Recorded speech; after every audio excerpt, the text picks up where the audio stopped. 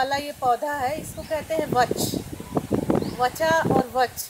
वच इसका नाम इसलिए है क्योंकि ये वचन शक्तिवर्धक होता है। वचन इसका मतलब ये है कि जो बच्चे रुक रुक कर बोलते हैं या हकलाते हैं, ठीक से प्रोनाउंसिएशन नहीं कर पाते हैं, जैसे किसी शब्द का उच्चारण क्लियर नहीं होता, तो ये विशेष रूप से उनको कराई जाती है दवाई के तौर पर।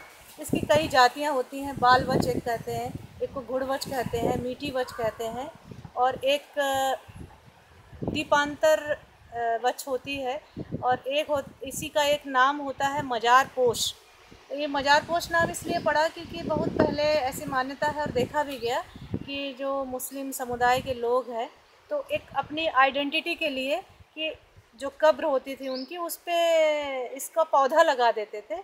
तो ये मजार पोश फूल भी कहलाता है, मजार का फूल। तो उससे पहचान होती थी कि जिसकी कब्र पे जो पौधा, ये बच का पौधा लगा होगा, वो उनकी है। और हम लोग इसका प्रयोग ज़्यादातर बीमारियों में या बच्चों में करते हैं, और ये थोड़ा तेज़ होती है, तो इसकी सीमित मात्रा और किसी के गाइडेंस में, सुपरविज़न में करना चाहिए।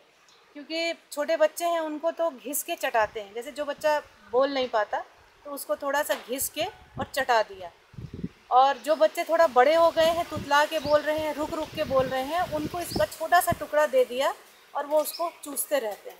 लेकिन ध्यान ये रखना चाहिए कि उसकी मात्रा जो है वो ज़्यादा ना हो पाए। और दूसरा, इसके अंदर जो है ये गांठें निकलती हैं, राइजोम, जड़ें, और इन्हीं जड़ों का इस्तेमाल किया जाता है। इसके पत्तों में मेडिसिनल वैल्यू उतनी नहीं होती। पत्ते सुंदर होते हैं, हरे भरे होते हैं और आसानी से मिल जाते हैं पहाड़ों पे, क्योंकि इसको भी देखभाल की ज़रूरत उतनी नहीं है। इसकी जो गांठें निकलती हैं, हल्दी की तरह गांठें होती हैं, अदरक की तरह गांठें होती हैं। तो उन गांठों पे हल्के छोटे छोटे रोए रहते हैं, तो उसके रोए जैसे गाय के होते हैं, इसलिए इसका एक नाम गोलोमी भी है। और बाज़ार में ये बालवच और घुड़वच के नाम से ज़्यादा मिलती है।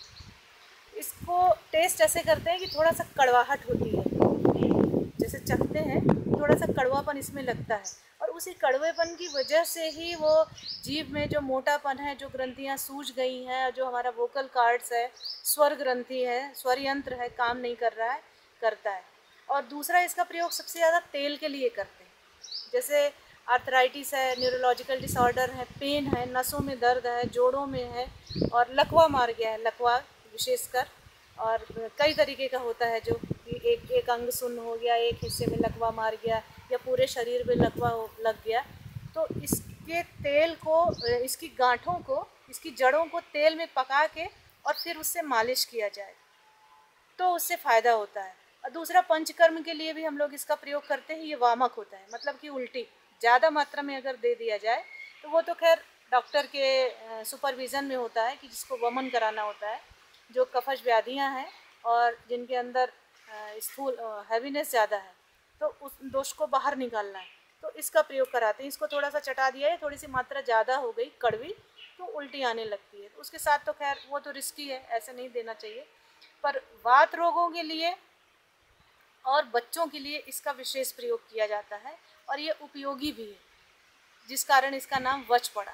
और इसकी तलवार जैसे ये डंडे, जो पत्ते हैं, तो इसका एक नाम वो भी है, तीक्ष्णा, उग्रगंधी, क्योंकि गंध आती है, और इसके पत्ते उग्र हैं। एकोरस कैलेमस कहते हैं, एरेसी फैमिली का पौधा है, और आराम से सब जगह मिल जाता है।